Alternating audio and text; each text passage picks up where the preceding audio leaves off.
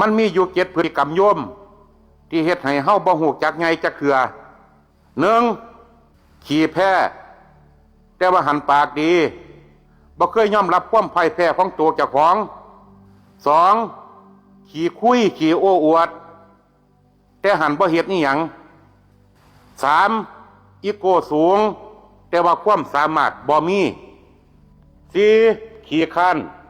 แต่ว่าขอโทษว่าเจ้าของบ่มีโอกาส5ย่านความล้มเหลวแต่ว่าหันบ่เริ่มต้นเฮ็ดอิหยังจักอย่าง6อยากสำเร็จแต่ว่าหันติดสบาย7ใส่ชีวิตเสเพไปวันๆบ่คิดถึงการอนาคตเจ้าของบ่ภาษาชาวบ้านก็คืออยู่ซ้ำตายอันนี้ก็คือพฤติกรรมของคนที่บ่ฮู้จักตัวขอเจริญพร